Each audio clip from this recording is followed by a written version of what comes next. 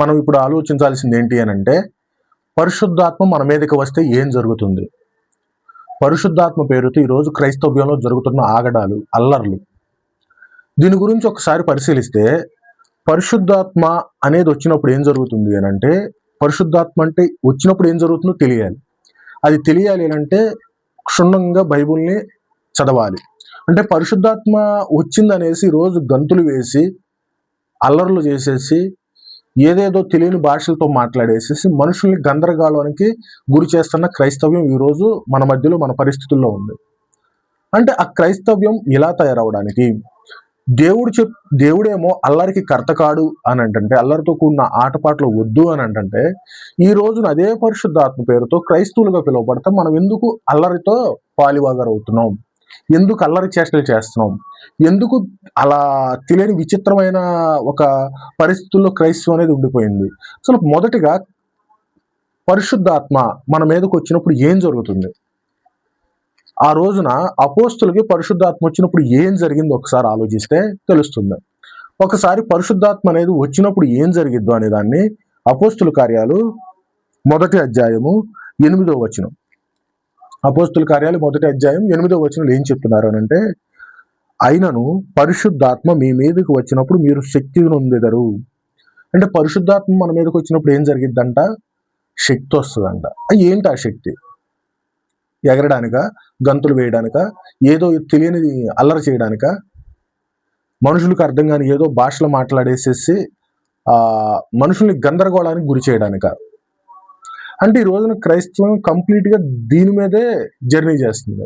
పరిశుద్ధాత్మ అంటారు, ఏం చేస్తారేంటో తెలియదు. పరిశుద్ధాత్మ అంటారు, ఆ ఆవేశంలో ఏదేదో మాట్లాడతారు, ఏదేదో చేసేస్తారు. కానీ నిజంగా పరిశుద్ధాత్మ వచ్చినప్పుడు ఏం జరుగుతుంది నీలో? ఒక క్రైస్తవుడిగా పరిశుద్ధాత్మ నీ మీదకి వచ్చినప్పుడు నువ్వు చేయాలనుకున్న పని ఏంటి? దేవుని దృష్టిలో నిన్ను పరిశుద్ధాత్మ శక్తిని నీకు ఇచ్చి ఏం చేయాలనుకుంటున్నాడు? ఆయన ఉద్దేశం ఏంటి? పరిశుద్ధాత్మ అనే శక్తిని మనకిచ్చి ఆ శక్తి ద్వారా అల్లరి చేయిస్తాడా? అలా అల్లరి చేయడం వల్ల దేవునికి వచ్చే మహిమ ఏంటి అనేది ఒకసారి ఆలోచిస్తే, ఒక్కసారి చూడండి దానికి కంటిన్యూషన్. అయినను పరిశుద్ధాత్మ మీ మీదకి వచ్చినప్పుడు మీరు శక్తి నొందెదరు గనుక మీరు యెరూషలేములోను యోదయ సమరయల దేశముల యందంతటను భూదిగంతముల వరకును నాకు సాక్షులైందురని వారితో చెప్పాను. ఎవరికి సాక్షులు ఉండడానికంట? యేసు ప్రభువుకు సాక్షులుగా ఉండడానికి పరిశుద్ధాత్మ శక్తి కావాలంట. పరిశుద్ధాత్మ శక్తి లేకపోతే యేసు ప్రభు సాక్షులుగా ఉండలేమా అని అంటే ఖచ్చితంగా ఉండలేము. అంటే పరిశుద్ధాత్మ శక్తి వచ్చేది ఎందుకనంటే యేసు ప్రభు సాక్షులుగా ఉండడానికి. గుర్తుంచుకోండి, రెండు ఒకే మీనింగ్, ఒకే ఆన్సర్ వస్తుంది. పరిశుద్ధాత్మ శక్తి లేకుండా యేసు ప్రభుకు సాక్షులుగా ఉండలేమా అని అంటే ఉండలేము. సాక్షులుగా ఉండడానికి దేవుని యొక్క పరిశుద్ధాత్మ కావాలంటే ఖచ్చితంగా కావాలి. నువ్వు క్రైస్తవుడిగా జీవించాలని. సాక్షి అంటే ఎవరు? క్రైస్తవుడు. అంటే ఇక్కడ ఏమవుతుందంటే కంప్లీట్గా క్రైస్తవుడు అనేది మొదటి నుంచి విని మనకేమవుతుందంటేనండి, దానికి ఉన్న విలువేంటో తెలిసి తగ్గిపోయింది. అసలు జనరల్గా ఏమవ్వాలి అంటే క్రైస్తవ్యం, క్రైస్తవుడు అనే మాటకి విలువ తగ్గిపోయింది, చీప్ అయిపోయింది, చాలా చులకన అయిపోయింది. మరి ఎందుకనో తెలియదు కానీ క్రైస్తవ్యం అంటే చాలా గంభీరమైనది, చాలా విలువైంది అనే దగ్గర నుంచి చాలా చీప్గా అయిపోయింది. ఎందుకైందో తెలియదు. నువ్వు క్రైస్తవుడిగా బ్రతకాలి అని అంటే నువ్వు దేని కొరకు బ్రతుకుతున్నావు అని అంటే యేసు ప్రభువుకి, సాక్షాత్తు యేసు ప్రభువుకి సాక్షిగా జీవించడం కోసం బ్రతుకుతున్నావు. అలాంటి సాక్షిగా జీవించే జీవితం అనేది నీలో ఉందా? యేసు ప్రభువుని నువ్వు చూపిస్తున్నావా? యేసు ప్రభువుకి నిజంగా సాక్షిగా ఉంటున్నావా అనేది మనం ఇప్పుడు ఆలోచించాలి. ఈ రోజున మనం ఎందుకు సాక్షులుగా ఉండాలి, దేనికి సాక్షులుగా ఉండాలి చెప్తాను. ఆ రోజున ఏం జరిగింది? అపోస్తులు అందరూ ఉన్నప్పుడు పరిశుద్ధాత్మ శక్తి వచ్చినప్పుడు, పరిశుద్ధాత్మ అనే దాని ద్వారా ఒక శక్తి అనేది వచ్చినప్పుడు వారు సాక్షులుగా ఉండాల్సిన ఆ పరిస్థితి ఏంటో, ఆ సందర్భం ఏంటో చూడండి ఒకసారి. అదే 1వ అధ్యాయము 22వ వచనం చెప్తాను చూడండి. యోహాను బాప్తిస్మం ఇచ్చినది మొదలుకొని ప్రభు అయిన యేసు మన యొద్ద నుండి పరమునకు చేర్చుకొనబడిన దినము వరకు ఆయన మధ్య సంచరించుచుండిన కాలమంతయు మనతో కలిసి ఉన్న వీరిలో ఒకడు మనతో కూడా ఆయన పునరుత్థానమును గూర్చి. అండర్లైన్ చేసుకోండి. మనతో కూడా ఆయన పునరుత్థానమును గూర్చి సాక్షి అయి ఉండుట ఆవశ్యకమని చెప్పాను. అంటే ఆ రోజున్న పరిస్థితిని బట్టి యేసు ప్రభువుకి దేనికి సాక్షులుగా ఉండాలి అంటే ఆయన పునరుత్థానుడు అయ్యాడు, తిరిగి లేచాడు. ఆయన బాప్తిస్మ ఇచ్చిన యోహాను ఆ సందర్భం నుంచి, ఆయనతో కలిసిన సందర్భం నుంచి, ఆయన బాప్తిస్మ తీసుకున్నప్పటి నుంచి వీరితో కలిసిన దినములన్నీ ఆయన ఎలా జీవించాడు, ఏం చేశాడు, ఎలా చనిపోయాడు, లేచింది ఆయన పునరుత్థానమును గూర్చి. ఏమంటున్నాడు ఇక్కడ? మనతో కూడా ఆయన పునరుత్థానమును గూర్చి సాక్షి ఉండుట ఆవశ్యకమని చెప్పాను. అంటే దేవుని యొక్క పునరుత్థానం, ఆయన మరలా లేచాడు, చనిపోయిన మనిషి మరలా లేచాడు అని చెప్పడానికి ఏం కావాలంట? సాక్షులుగా ఉండడానికి పరిశుద్ధాత్మ శక్తినిస్తారని చెప్పారు. ఎక్కడ? 8వ వచనంలో. ఇదే మొదటి అధ్యాయం 8వ వచనంలో. పరిశుద్ధాత్మ వచ్చినప్పుడు మనకు శక్తిని వస్తుంది. శక్తిని వచ్చినప్పుడు సాక్షులుగా ఉంటారు. దేనికి సాక్షులుగా ఉండాలంటే 22వ వచనంలో ఏం చెప్తున్నారు? ఆయన పునరుత్థానమును గూర్చి. అంటే యేసు ప్రభు పునరుద్ధానుడు అయ్యాడు, తిరిగి లేచాడు అన్నదానికి సాక్షిగా ఉండడమే క్రైస్తవులు. ఇంకొకటి, పరిశుద్ధాత్మ వలన జరిగించే కార్యం ఏంటంటే ఆయన పునరుద్ధానం గురించి సాక్షిగా ఉండడమే, ఇంకంతకు మించి ఏమీ లేదు.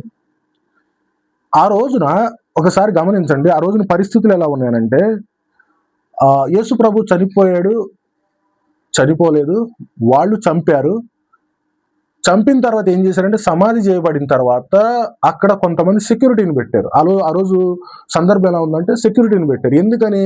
యేసు ప్రభు నేను లేస్తాను అని చెప్పిన మాటలని వినిపిస్తుంది కాబట్టి సెక్యూరిటీని పెట్టారు. సెక్యూరిటీని పెట్టిన తర్వాత ఏం జరిగిందంటే అక్కడ పరిస్థితులన్నీ యేసు ప్రభు తిరిగి లేచినప్పుడు వాళ్ళు పడిపోతారు కదా. వాళ్ళు ఆ రోమన్స్ గవర్నమెంట్ వచ్చేసి ఏం చేస్తుందంటే, మీరు శిష్యులు మమ్మల్ని కొట్టేసేసి కింద పడేసేసి తీసుకుని వెళ్ళిపోయారని అబద్ధం చెప్పమని చెప్తారు. అంటే ఏంటి అని అంటే ఇక్కడ ఆలోచించండి, అంటే వీళ్ళు దేనికి సాక్షులై ఉండాలి? యేసు ప్రభువుని చంపింది వీళ్ళు. చంపినప్పుడు తిరిగి లేచినప్పుడు అబద్ధం చెప్పే విధంగా వాళ్ళని మ్యానిపులేట్ చేసేసారు అని అంటే యేసు ప్రభు మీద ఎంత కక్ష ఉందో ఆ రోజున పరిస్థితుల్లో, చాలా కక్షగా ఉన్నారు. అంటే అలాంటి పరిస్థితుల్లో యేసు ప్రభువునే చంపిన వాళ్ళు యేసు ప్రభు లేవలేదు, చనిపోయాడు అని అంత గట్టిగా చెప్పేవాళ్ళు కాదు, యేసు ప్రభు లేచాడు, మీరు అన్నది తప్పు, యేసు ప్రభు లేచాడు అని వీళ్ళు అంత కంఠోపతంగా చెప్పాలి అని అంటే వీళ్ళకి ఏం కావాలంటే ధైర్యం కావాలి. ఎలాంటి పరిస్థితులు? యేసు ప్రభునే చంపారని అంటే కాదు, మీరు చెప్పేది తప్పు, యేసు ప్రభు లేచాడు అని అంటే వీళ్ళని వదిలిపెడతారా? వదిలిపెట్టరు. వీళ్ళని కూడా చంపేస్తారు. వీళ్ళని కూడా అదే కష్టాలు ఉంటాయి. అన్నప్పుడు వీళ్ళకి ఏం కావాలి? అలాంటి పరిస్థితులన్నింటినీ తట్టుకోవాలంటే ఏం కావాలంటే పరిశుద్ధాత్మ శక్తి కావాలి. ఒకసారి గమనించండి, ఈ పరిశుద్ధాత్మ శక్తి రాకముందు యేసు ప్రభు జడ్జిమెంట్ అవన్నీ జరిగేటప్పుడు పిలాతు దగ్గర వీళ్ళ దగ్గర జరిగేటప్పుడు పేతురుని అడిగారు. పేతురుని అడిగితే ఏమన్నాడంటే, యేసు ప్రభు నాకు అసలు తెలియదు, ఆయన ఎవరో తెలియదు, నేను ఇప్పుడు వరకు చూడలేదు, పొరపాటును కూడా తెలియదు అని 3 సార్లు అబద్ధం చెప్పాడు.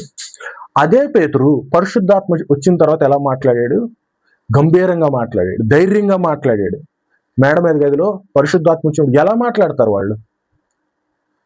అంటే పరిశుద్ధాత్మ అనేది వచ్చినప్పుడు నువ్వు యేసు ప్రభును ప్రకటించేవాడిగా ఉంటావు. దేని గురించి? జబ్బులు బాగు చేస్తాడు, కష్టాలు తీసేస్తాడని కాదు, ఆయన పునరుత్థానం గురించి. ఆయన పునరుత్థానం అంటే ఏంటి? ఆయన దేనికి చనిపోయాడు, దేనికి లేపబడ్డాడు అని అంటే కేవలం ఒకటే, ఏంటి? మన పాపాల నిమిత్తం. ఆయన పాపాల నిమిత్తం మన కొరకు, మన పాపాల కొరకు ఆయన భూమి మీద దిగి వచ్చి చనిపోయి మరలా తిరిగి లేచి ఆయన నీతిని మనకు వసగాడు అని చెప్పడమే ఆ రోజు ఉన్నది. అపోస్తులకు ఉన్నది ఏంటి? ఆయన తిరిగి లేచాడని చెప్పడం అయితే ఈ రోజు నీ ముందున్న సాక్ష్యం ఏంటి అని అంటే ఆయన మన కొరకు హింసించబడ్డాడు, కష్టపెట్టబడ్డాడు, చనిపోయాడు, తిరిగి లేచాడు అని చెప్పడమే నీ ముందున్న క్రైస్తవ్య జీవితం. అంటే ఇలాంటి క్రైస్తవ జీవితం గురించి ఎలా సాక్షిగా ఉండాలంటే నీకు పరిశుద్ధాత్మ శక్తి అవసరం అంటే ఖచ్చితంగా అవసరం. నువ్వు ఈ రోజు నిజంగా క్రైస్తవుడిగా ఉంటున్నావు అనంటే, నిజంగా దేవుడు చెప్పిన దాని ప్రకారం జీవిస్తున్నావు అంటే అదంత ఈజీ కాదండి. ఇక్కడ చెప్తాను ఏంటి అంటే పరిశుద్ధాత్మ శక్తి పరిశుద్ధాత్మ అనేది ఎందుకు అవసరం అనంటే దేవుడు చెప్పిన వాక్యానుసారంగా నడవడం అంత ఆషమాషి మ్యాటర్ కాదు. చాలా కష్టంతో కూడుకున్న పని, చాలా కష్టంతో అంత ఈజీగా అయ్యేది కాదు. ఎందుకనంటే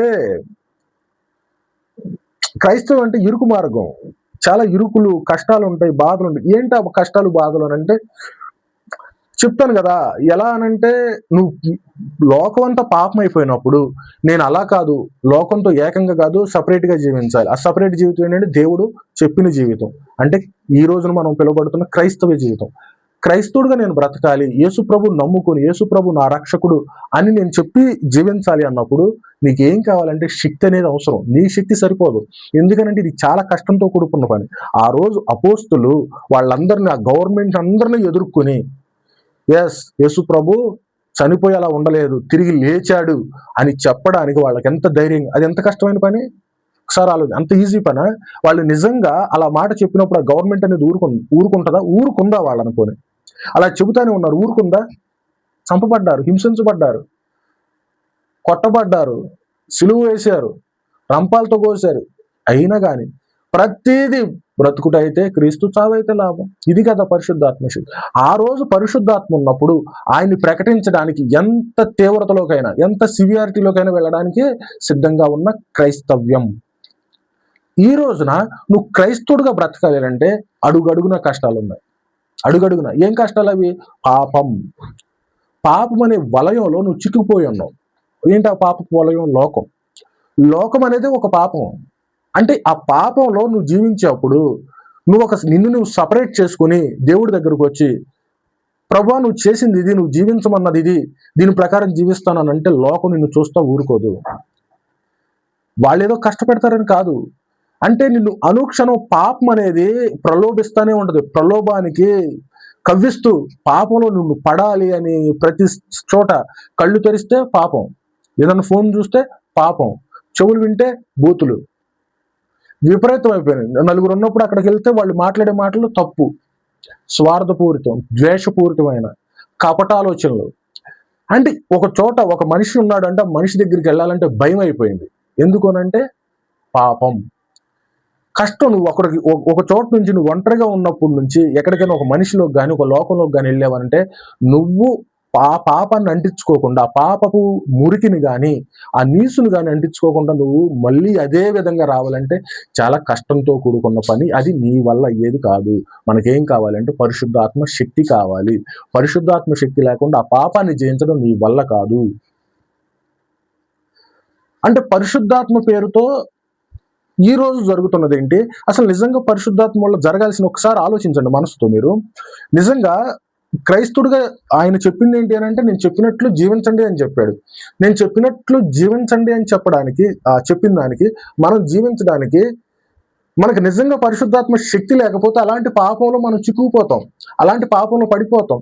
ఇక్కడ ఒకటే, నీకు మనసులో ఒక మారు మనస్సు వచ్చి నేను తప్పు చేస్తున్నాను, నేను పాపం చేస్తున్నాను అనే ఒక నేరారోపణ అనేది నీ మనసు నీ మీద చేస్తూ, దానికి నువ్వేం చేస్తావు అంటే దేవుడి దగ్గరికి వెళ్ళి, ప్రభువా నేను తప్పు చేస్తున్నాను, నువ్వు చెప్పింది ఇది కాదని పశ్చాత్తాపడుతూ మారు మనసు పొంది పాపం వైపు చూడకుండా ఎప్పటికప్పుడు నీ మనసును దేవుడి దగ్గర పరిశీలించుకుంటూ ఉండాలి అని అంటే పరిశుద్ధాత్మ శక్తి నీలో ఉంటేనే అది జరిగిద్ది. ఒక పాపం చేసినప్పుడు, ఒక పాపం అనేది నువ్వు పొరపాటుని చేసావు అని అంటే నీ లోపల ఏదో ఒక తీవ్రమైన ఆందోళన కానీ, భయం కానీ, బాధ కానీ ఇవన్నీ జరుగుతాయంటే అవే పరిశుద్ధాత్మ పనులు. పరిశుద్ధాత్మ ఉందే నీలో అని చెప్పడానికి ఏంటి అంటే సంకేతాలు. పాపం చేసినప్పుడు ప్రశాంతంగా బ్రతకలేవు. పాపం ఏదైనా పాపం చేస్తావు నువ్వు పొరపాటున, ఎందుకనంటే పాపం చేయకుండా ఉండలేము. ఒకవేళ ఉండడానికి మనం ఎంత ప్రయత్నించినా కానీ ఎక్కడో ఒక చోట పొరపాటుని చేసామనుకోండి, ఆ పొరపాటును చేసిన పాపానికి కూడా నువ్వు ప్రశాంతంగా జీవించలేవు. ఇదే పరిశుద్ధాత్మకు సూచన. ఈ రోజున మనం అనుకుంటున్నట్టుగా ఇంకా వేరే ఏమో కాదు. ఈ రోజు మనం అల్లరితో చూస్తున్న ఈ చేష్టలు కానీ ఇవన్నీ పరిశుద్ధాత్మక సంకేతాలు కాదు. ఇవన్నీ ఈ రోజున కల్తీ క్రైస్తవం, నకిలీ క్రైస్తవం సృష్టించిన ఒక కట్టుకథలు అనమాట. అరవటాలు, గెంతులు వేయడాలు ఇవన్నీ కూడా పరిశుద్ధాత్మకు సంకేతాలు కాదు. యేసు ప్రభు కోరుకున్నది ఏంటి అని అంటే పాపుల నుంచి విడిపించడానికి వచ్చాడు, పాపుల్ని పవిత్రులుగా చేయడానికి వచ్చాడు. అలాంటి ఆయన జీవితం కొరకు, అలాంటి ఆయన మన జీవితంలో నెరవేరాలి అనుకునేది ఏంటంటే నాకు సాక్షులుగా అంటే ఆయన వచ్చింది దేనికోసం? పాపం లేకుండా జీవించమని చెప్పడానికి. ఆయన చేసి చూపించాడు అనంటే యేసు ప్రభు చేసిందంటే పాపం లేని జీవితం చూశాడు. పాపం లేని జీవితం జీవించి మీకు మాదిరిగా ఉన్నానంటే మనం దేనికి సాక్షిగా ఉండాలి?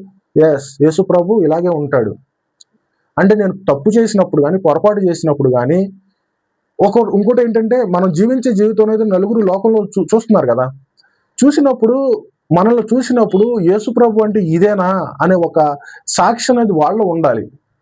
అంటే పరిశుద్ధాత్మను ఎలా చేశారంటే ఎంతో గంభీర వాతావరణంలో ఉండాల్సిన క్రైస్తవ్యాన్ని పరిశుద్ధాత్మను అల్లరిపాలు చేసేసారు. ఇది ఈ రోజున మీరు మనసు పెట్టి ఆలోచించకపోతే చాలా కష్టపడాల్సి వస్తుంది, చాలా ఇబ్బంది పడాల్సి వస్తుంది. ఎందుకనంటే మిమ్మల్ని మీరే మోసం చేసుకుంటున్నారు. అది తప్పు. అంటే ఏంటి అంటే సత్యం దొరకడం కూడా చాలా కష్టమైపోయింది ఈ రోజున. నకిలీవి, కల్తీవి, ప్రతిది ఎవరి స్వార్థం కొరకు వాళ్ళు, ప్రత్యేకించి భౌతికమైన జీవితం కోసం. అంటే ఈ భౌతిక జీవితంలో మనం ఎంతకాలం ఉంటావో ఆ రోజున అపోస్తులు ఏం చేశారంటే పరిశుద్ధాత్మ వచ్చిన తర్వాత వారి ప్రాణాలను కానీ, వారిని కానీ, వారి శరీరాన్ని కానీ ఎక్కడ లెక్క చేయలేదు, దేని కొరకు ప్రాకులాడలేదు. ఎందుకనంటే క్షణమాత్రం ముందు ఈ జీవితం అనేది నీ జీవం ఏ పాటిది అని అంటాడు దేవుడు. నీటి బుడగలాంటి జీవితం అని అంటాడు. ఎప్పుడు పోతుందో తెలియని ఈ భౌతికం గురించి మనం ఎంతవరకు పోరాడతాం, దేనితో పోరాడతాం అంటే ఎప్పుడో ఒకసారి చావు తప్పదు, ఈ రోజు రేపో చావు తప్పదని దీని గురించి పోరాడతావా? నిత్యము ఉండే జీవితం గురించి పోరాడతావా? పోరాటం 2 చోట్ల తప్పదు, కానీ నువ్వు పోరాడాల్సిన పోరాటం దేని కొరకు అంటే ఎక్కడ ముగిసిపోయే జీవితం గురించి కాదు. నువ్వు దేవుని యొక్క రాజ్యం గురించి పోరాడాలి. దేవుని రాజ్యం గురించి పోరాడాలంటే నువ్వేం చేయాలంటే అర్థం చేసుకోవాలి. పరిశుద్ధాత్మ శక్తిని మనకు వచ్చినప్పుడు అంటే నీలో అది ఆ ఆలోచన కానీ ఎన్ని కానీ వస్తున్నప్పుడు నీలో పరిశుద్ధాత్మ దేవుడు నీకు ఇచ్చినట్లే. నీ ప్రార్థన ద్వారా కానీ, నీ ప్రవర్తన ద్వారా కానీ, నువ్వు చదివే బైబిల్ ద్వారా, ధ్యానం ద్వారా కానీ, ఇలాంటివి విన్నప్పుడు కానీ నీలో ఒక ఆలోచన కలుగుతుంది అంటే పరిశుద్ధాత్మ అనేది నీలో ప్రవేశిస్తుంది, అర్థమవుతుంది. దేవుని యొక్క కార్యాలు అనేవి నీకు అర్థమవుతున్నాయి. దాని వైపు చూడండి. కానీ ఎంతసేపు ఇలా అల్లరికే చేసేసి అదే పరిశుద్ధాత్మను అనుకుంటే పొరపాటు. మీలో ఈ ఆలోచన ఉందా? ఏంటి, నేను పాపం చేసినప్పుడు నేను ప్రశాంతంగా ఉండలేకపోతున్నాను, ఇది నా జీవితం కాదు, నేను ఉండకూడదు, అనవసరంగా చేశాను, ఇలాంటి పశ్చాత్తాపం ఉందంటే అదే పరిశుద్ధాత్మ శక్తి మీకు లేకపోతే అలాంటి ఆలోచన మీలో రాదు, అలాంటి పోరాటం అనేది మీలో జరగదు. అది పరిశుద్ధాత్మ శక్తి మాత్రమే. ఎందుకనంటే నీ మనసంతా పాపంతో నిండిపోయినప్పుడు, నీ శరీరమే కానీ మనసే కానీ అంతా పాపంతో మలినం అయిపోయినప్పుడు, నీకు పాపం చేసినప్పుడు పశ్చాత్తాపడుతున్నావు అంటే పరిశుద్ధాత్మ క్రియ అంటే ఇదే, ఇంకేదో కాదు. కానీ దానిని వక్రీకరించేసేసి అబద్ధాలుగా చిత్రీకరించేస్తున్నారు. ఒకసారి అపోస్తుల కార్యాలు 5వ అధ్యాయం 41 నుంచి 42 చూద్దాము.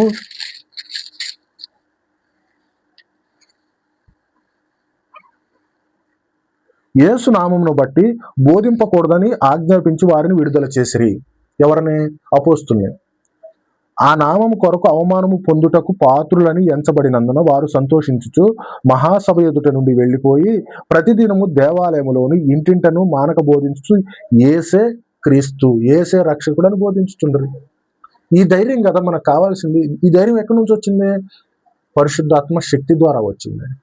అంటే బోధింపకూడదు, బోధిస్తే మిమ్మల్ని చంపేస్తామనే వార్నింగ్ అనేది ఇచ్చినప్పుడు వాళ్ళు ఏమంటున్నారంటే ఆ నామము కొరకు అవమానము పొందుటకు పాత్రులని ఎంచబడినందున వారు సంతోషించు.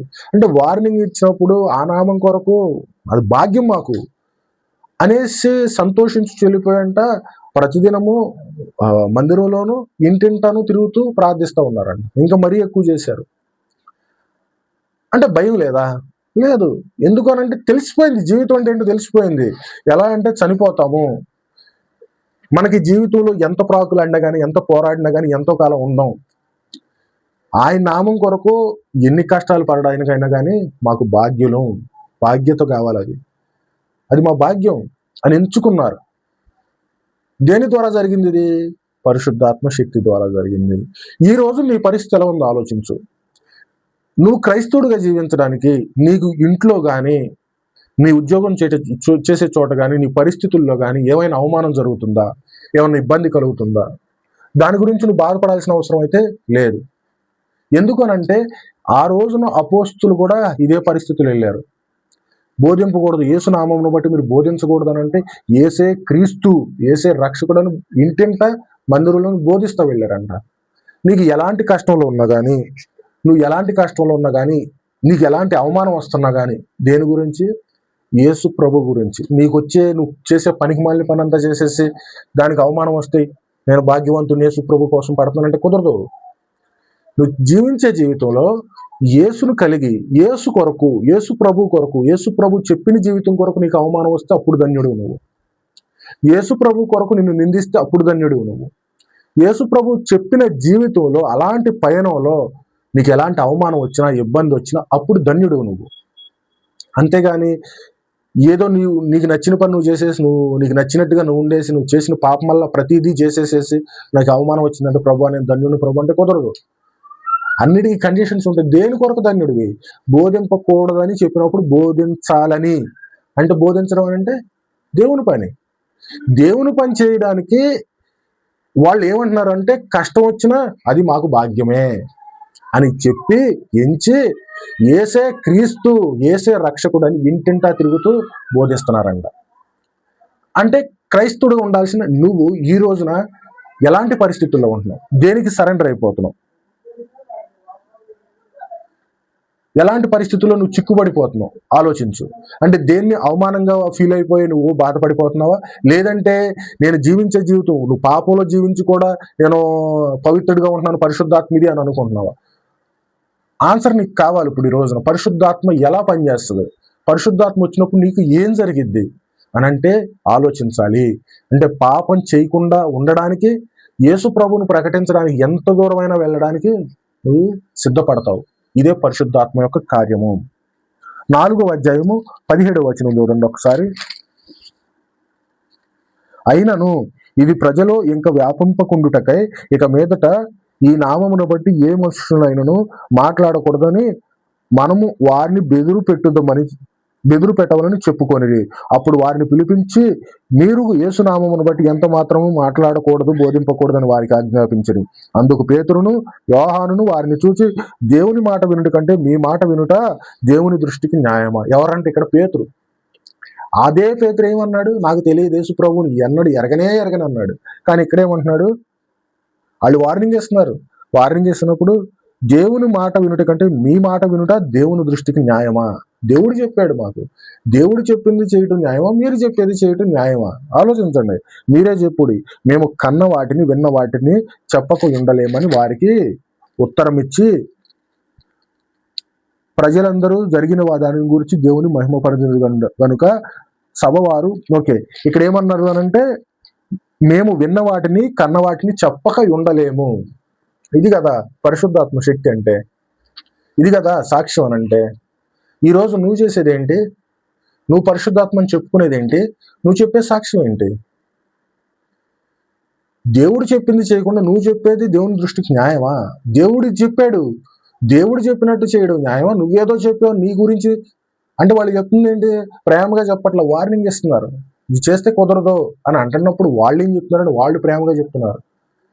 దేవుడు ఇది చెప్పాడయ్యా, మేము ఇది చేయడం కరెక్టా, కానీ మేము విన్న వాటిని కన్న వాటిని మానేది లేదు, చెప్పేది చెప్పేదే.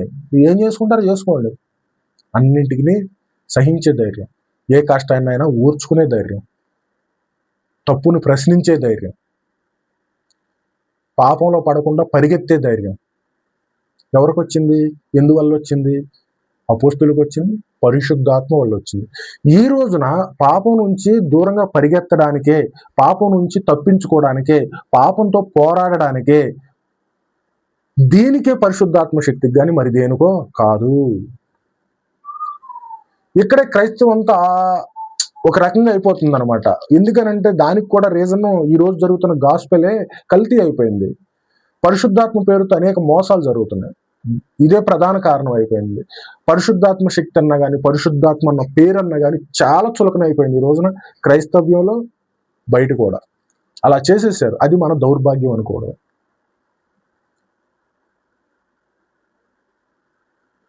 యోహాను సువార్త ఒకసారి 16వ అధ్యాయం చూడండి.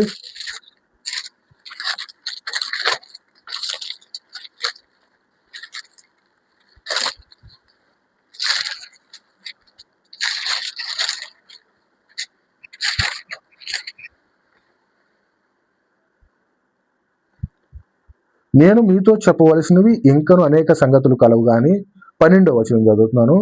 కలవుగాను. ఇప్పుడు మీరు వాటిని సహింపలేరు. అయితే ఆయన అనగా సత్యస్వరూపి అయిన ఆత్మ వచ్చినప్పుడు మిమ్మును సత్యములోనికి నడిపించును. ఆత్మ వచ్చినప్పుడు ఏం చేస్తాను? సత్యము. అప్పటి వరకు సత్యాన్ని ఎరగల. దేవుడు ఆయన దగ్గర యేసుగా ఉన్నప్పుడు కూడా, ఒక మనిషిగా ఉన్నప్పుడు కూడా వాళ్ళు సత్యాన్ని గ్రహించలేకపోయారు. ఎప్పుడు నిజమైన వారికి ఒక క్రైస్తవులుగా దేవుని నమ్మిన బిడ్డలకు ఎప్పుడు మారారంటే పరిశుద్ధాత్మ ద్వారా వచ్చిన శక్తి ద్వారా మారారు. సహింపలేరంట. ఇప్పుడు చెప్పినా కానీ సహింపలేరంట. ఎందుకని? లేదు, పరిశుద్ధాత్మ అనేది అంత గంభీరమైనదని చెబుతుంటే ఎందుకని ఈరోజు క్రైస్తవం అంతా ఇలా తయారైపోయింది?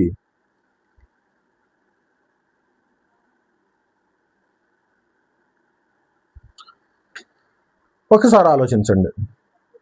ఈ రోజున ఎలా అయిపోయిందంటే ధనాపేక్ష అయిపోయింది కంప్లీట్గా. అసలు ఇదంతా క్రైస్తవ్యాన్ని వక్రీకరించడానికి కూడా కారణం ఏంటి అని అంటే ధనాపేక్ష. కేవలం అదే మూలం అయిపోయింది. దాన్ని మీద ఫోకస్ చేస్తూ ప్రతిదాన్ని నిర్లక్ష్యం చేస్తున్నారు. ఎక్కడ పోనీ ఒకటి నిరీక్షణ అనేది కంటికి కనిపించింది అనుకుందాం. మనుషులు ఎలా తయారైపోయారంటే యేసు ప్రభు అనేది కంటికి కనిపించింది. దానికి కావాల్సింది ఏంటంటే చాలా బలం కావాలి. ఏంటి అని అంటే చాలా శక్తి. నేను అంటున్నట్లు ఆ శక్తి లేకపోతే ఆయన్నిగా నువ్వు స్వీకరించడానికి, ఆయనలాగా అంగీకరించడానికి కానీ నీ శక్తి సరిపోదు. కానీ ఈ రోజున ఉన్న ధనాపేక్ష అనేది ఎవరినంటే తల్లిని తల్లిగా చూడట్లేదు, తండ్రిని తండ్రిగా చూడట్లేదు, బిడ్డల్ని బిడ్డలుగా కూడా చూడని ధనాపేక్ష అయిపోయింది. పాపం అనేది విస్తారం అయిపోయింది. అందువల్ల ఈ రోజున క్రైస్తవం అనేది ఎంత దిగజారి చేశారు ఎవరు? ఈ ధనాపేక్ష కలిగిన వాళ్ళు. ఇటువంటి వాళ్ళ గురించి ఏం చెప్తుందని హెబ్రీయులకు రాసిన పత్రిక 13వ అధ్యాయం 5వ వచనం చదువుతాను చూడండి.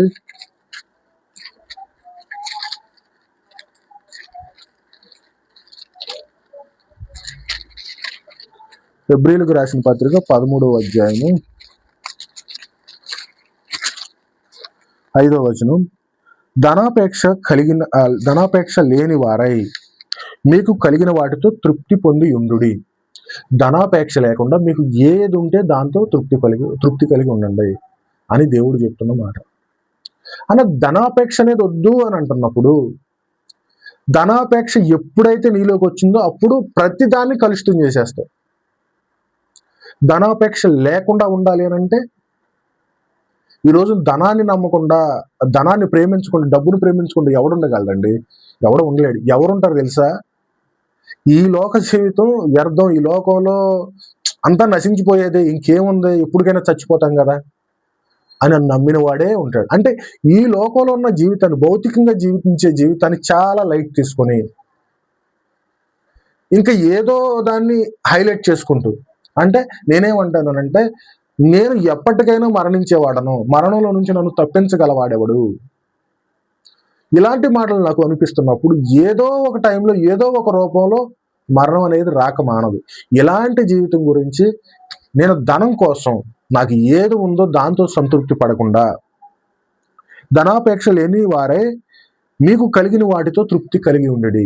నాకు ధనాపేక్ష లేకుండా నాకు ఏదైతే ఉందో, ఏదైతే నాకు దేవుడు ఇచ్చాడు దానితో తృప్తి కలిగి జీవించే జీవితం అనేది ఎప్పుడు వస్తుందంటే దేవుడు ఇచ్చాడు ఏం కాదు, నాకు ఇచ్చిన ప్రతిదీ ఆయనే చేపిస్తున్నాడు. తింటాకి తిండి లేదా, ఏదో చిన్న అంటే బట్టలు వేసుకుంటాకి సూటు బూట్లే ఉండాలంటే ఉండనవసరం లేదు. ఏది ఉంటే నాకు ఈరోజు ఇది ఉంది కాబట్టి వేసుకున్నాను, ఇల్లు ఉంది కాబట్టి దీంట్లో ఉంటున్నాను, లేదంటే ఒక ఊరి గుడిసెలు ఉన్నా కానీ ఉంటాను కదా. ఈ బట్టలు వేసుకోకపోతే ఇంకా వేరే బట్టలు వేసుకుంటే మాత్రం జీవితం వెళ్దా? ఎలా వెళ్ళాలో అలా వెళ్తుంది. నాకు ఈరోజు ఇది జీవితం ఇచ్చాడు అని అంటే దేవుడు ఎలా ఇచ్చాడు కాబట్టి ఇచ్చాడు. ఇది లేదా తీసేస్తాడా? ఆయన ఇష్టం, ఆయనకే మహిమ. నాకు ఉన్న మహిమ లేకున్నా మహిమ, నా జీవితం అంతా ఆయనకే మహిమ. ఎందుకు అనంటే ఆయనే నాకు ఇచ్చాడు ఇదంతా, నాకు నేనేది క్రియేట్ చేసుకున్నది కాదు అని నువ్వు ఆలోచించాలి. ఇది ఎప్పుడు వస్తుంది అనంటే నువ్వు ఈ లోక జీవితాన్ని ఎప్పుడైతే తక్కువ చేసి, ఎప్పుడైతే కంటికి కనిపించిన పరలోక రాజ్యాన్ని ఎక్కువ చేస్తావో అప్పుడు మాత్రం ఇది సాధ్యం. ఇది రావాలి అని అంటే నీకు పరిశుద్ధాత్మ శక్తి కావాలి. ఆ పరిశుద్ధాత్మ శక్తి కావాలి అని అంటే నువ్వేం చేయాలంటే నిత్యము బైబిల్ చదవాలి, నిత్యము ప్రార్థన చేయాలి. అసలు యేసు ప్రభు అంటే ఏంటో నీకు తెలియాలి. యేసు ప్రభు అంటే ఏంటో తెలియకుండా, ఎందుకు వచ్చాడో తెలియకుండా, ఏం చెప్పాడో తెలియకుండా, ఎందుకు మరణించాడో తెలియకుండా, ఎందుకు లేచాడో తెలియకుండా ఎవరు చెప్పారో అదే వింటున్నావు, నువ్వు చదవట్లా. ఇదే పెద్ద ప్రాబ్లం అయింది. చెప్పేవాడు ఏం చేయవాడు? కల్తీ అయిపోయాడు. వెంటనే నువ్వేమవుతున్నావు? కల్తీ అయిపోతున్నావు. సత్యం మరుగున పడిపోతుంది. సత్యం ఎక్కడుంది? చెప్పేవాడి దగ్గర ఉందా? వినే నీ దగ్గర ఉందా? సత్యం ఎక్కడుంది? ఒకే ఒక చోట ఉంది, బైబిల్లో. బైబిల్ చదవండి, సత్యం తెలుసుకోండి. ఆత్మ ఇది, ఆత్మ కార్యాలు ఇది. యేసు ప్రభు వచ్చింది దీనికి, మనం బ్రతకాల్సింది దీనికోసం. దేనికోసం? దేవుని యొక్క రాజ్యం కోసం. యేసు ప్రభు వచ్చింది దేనికి? మన పాపాల నుంచి విడుదలనివ్వడానికి. నువ్వు తెలుసుకోవాల్సిన సత్యం ఏంటి? నేనే మార్గము, నేనే సత్యము, నేనే జీవము అని యేసు ప్రభు చెప్పాడు. ఆయనే మార్గం, ఆయనే సత్యం, ఆయన జీవము అని చెప్తున్నప్పుడు, ఆయన ద్వారా తప్ప తండ్రి దగ్గరికి ఎవరు వెళ్ళలేరని చెప్తున్నప్పుడు, ఈ సత్యాన్ని నువ్వు తెలుసుకోకుండా ఎంతకాలం అల్లర్ల వైపు, ఆడంబరాల వైపు పరిగెత్తుతావు? ఆలోచించు. ఒక్కసారి ఆలోచించి నువ్వు ఏ పరిస్థితుల్లో ఉన్నావు, పరిశుద్ధాత్మను ఏ విధంగా నమ్ముతున్నావు, పరిశుద్ధాత్మ శక్తి చేత నువ్వు ఏం పొందుతున్నావు, పరిశుద్ధాత్మ కార్యాలంటే ఏంటి? పాపం నుంచి తప్పుకుంటమే, పాపం నుంచి పక్కకు తప్పుకొని పరిశుద్ధత కొరకు వెతకడమే, పరిశుద్ధంగా జీవించడానికి పోరాడడమే, పాపాన్ని అసహించుకుంటాం, సత్యాన్ని ప్రేమించడం. ఆ సత్యం ఇంకేదో కాదు, యేసుక్రీస్తు నామము తప్ప. ఇది నీలో జరుగుతున్నదంటే పరిశుద్ధాత్మ శక్తి నీకున్నట్లే. పాపం చేస్తే ప్రశాంతంగా ఉండలేని జీవితం పరిశుద్ధాత్మ సంకేతం. దేవుని యొక్క మార్గాన్ని, దేవుని యొక్క సత్యాన్ని నువ్వు 10 మందిలోకి వెళ్ళినప్పుడు, నేను ఒక పాపాన్ని నేను చెయ్యను, నేను అది చేయను. తాగుదోరండి అంట, నేను చేయనది, నేను రాను. ఎందుకు అని అంటే నా దేవుడు చెప్పాడు. ఇది పరిశుద్ధాత్మ శక్తి. నువ్వు 10 మందిలోకి వెళ్ళినా, బంధువుల దగ్గరికి వెళ్ళినా, ఎవరి దగ్గరికి వెళ్ళినా కానీ తప్పు కోసం కాంప్రమైజ్ అవ్వకూడదు. తప్పు చేయడం కోసం కాంప్రమైజ్ అవ్వకూడదు. నిన్ను నువ్వు కాంప్రమైజ్ చేసుకోకూడదు. ఈ తప్పు చేస్తే ఎంతసేపు వస్తాయి ఆనందం, సంతోషం ఎంతసేపు వస్తుంది? తాగితే ఎంతసేపు ఉంటావు? వ్యభిచారం చేస్తే ఎంతసేపు ఉంటుంది? వ్యభిచారం చేస్తే ఒక రోజంతా ఉంటుందా? 2 నిమిషాలు సంతోషం. ఏదైనా తాగితే 1 గంట సేపు సంతోషం. ఏదైనా కాసేపు అల్పకాల భోగాలు. నీ భోగేచ్ఛల గురించి ఏంటి అంటే, ఇక్కడ ఉండే శరీర కోరికలన్నీ మనం భోగేచ్ఛలే, కొంచెం సేపు ఉండే. నువ్వు ఆలోచించాల్సింది దీని గురించి కాదు. నువ్వు ఆలోచించాల్సింది దేవుని యొక్క రాజ్యం గురించి, నిత్యమైన రాజ్యం గురించి. నువ్వు చెప్పాలి అంతమంది ముందు, నేను రాను, నేను చెయ్యను, దేవుడు చెయ్యొద్దు అన్నాడు. ఇది పరిశుద్ధాత్మ శక్తి. ఇలాంటి శక్తి నీలో ఉందా? ఆలోచించు. దేవుడు అడుగుతున్నాడు ఈ రోజున, ఇలాంటి పరిశుద్ధాత్మ శక్తి లేకపోతే దేవునికి వారసుడుగా, దేవుని యొక్క బిడ్డగా నువ్వు పిలవబడవు, క్రైస్తవుడుగా పిలవబడ్డవు. ఇలాంటి మనసు అనేది నీకు లేకపోతే నువ్వు జీవించుతున్న జీవితం అనేది ఒక భక్తి అనుకుంటున్నావు, కానీ అది భక్తి కాదు, భ్రమ. ఆ భ్రమలో నుంచి బయటికి రా. బయటకు వచ్చి ఆలోచించు, నేనేం చేయాలి, ఎలా జీవించాలని ఆలోచించు, లేఖనాన్ని చదువు, ప్రార్థించు.